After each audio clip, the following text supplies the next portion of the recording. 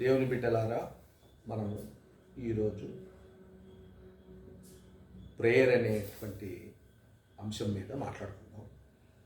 ఒక చిన్నగా చర్చించుకుందాం. ఇది చర్చించుకునే ముందు మనం చిన్న ప్రేయర్ చేస్తాం. మహాఘనుడా, మా పరలోకపు తండ్రి, ఈ సమయాన్ని బట్టి నీకు వందనాలు, స్తోత్రాలు. ఆయన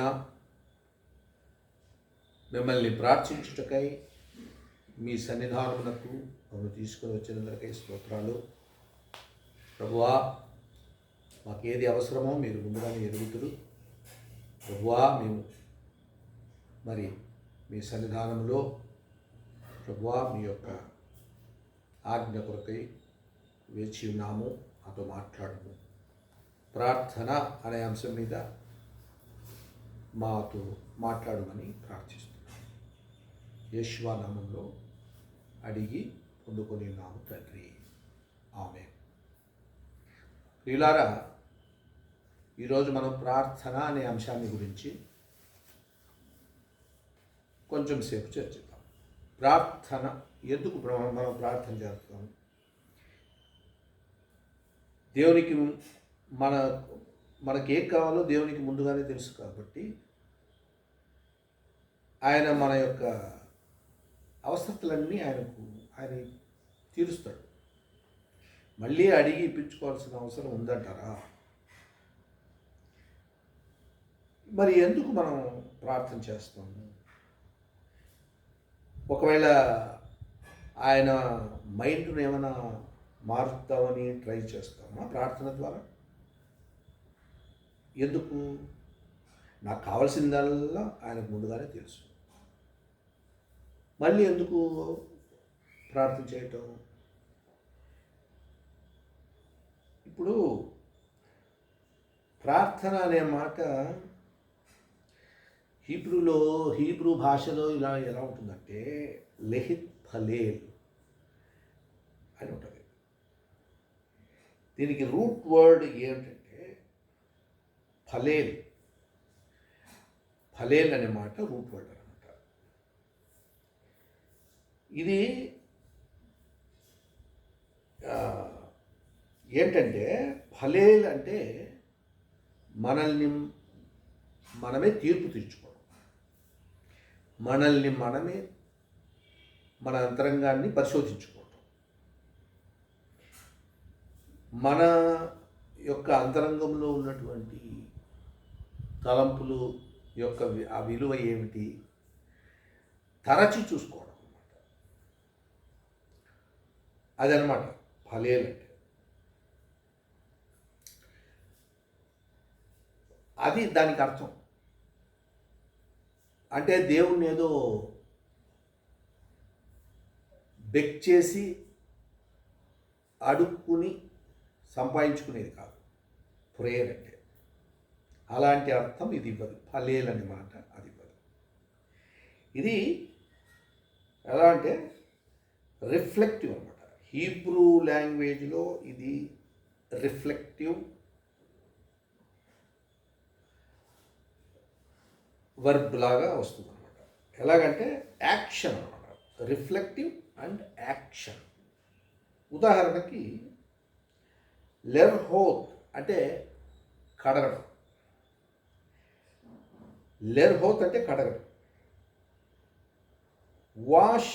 లెర్హోత్ is to wash yourself అంటే కడుగుకొనుట. నీ చేతులు కడుగుకొను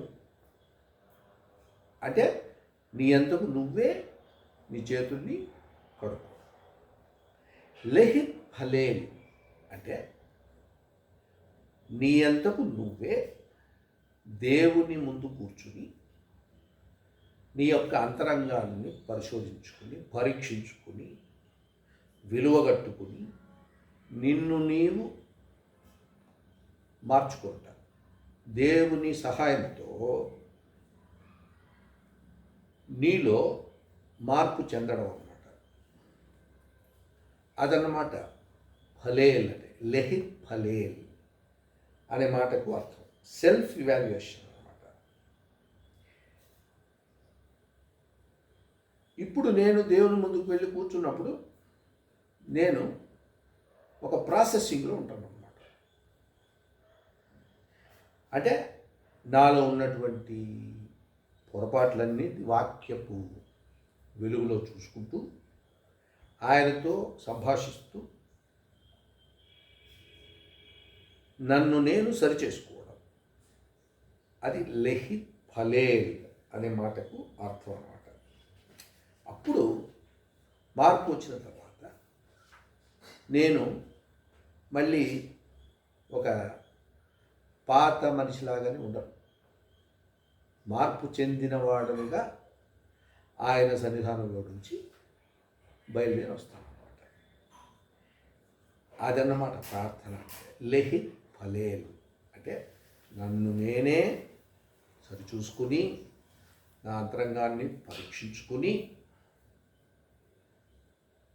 దాని యొక్క ఎంత మాత్రం దానికి విలువ కట్టగలనో దానికి ఇవాల్యుయేషన్ చేసుకుని ఆ విధంగా మార్పు చెంది దేవుని సన్నిధానంలో నుంచి మార్పు చెందిన వాడగా బయలుదేరి రావడం అన్నమాట. అదన్నమాట. అంతేగాని ఏదో అడిగి ఆయన దగ్గర ఇప్పించుకోవటమో లేకపోతే ఆయన మనస్సును మార్చడం కోసమో నేను ఆయన ముందు కూర్చొని ప్రార్థన చేయట్లేదు. నన్ను నేను మార్చుకుంటాను. దేవుని వాక్యపు వెలుగులో, దేవుని యొక్క ఆత్మ అభిషేకములో నన్ను నేను మార్చుకొని మార్పు చెందిన వాడుగా బయలుదేరి రావడం అన్నమాట. ఇదన్నమాట. మీకు అర్థమైంది అనుకుంటా. లెహిత్ ఫలేల్ అని మనం చివరిలో ప్రార్థన చేస్తారు మామూలుగా యూదులు. అని లెహిత్ ఫలేల్ అని ప్రార్థన చేస్తారు వాళ్ళు. యేషువా నామములో అని చివరకు ముగిస్తారు అన్నమాట.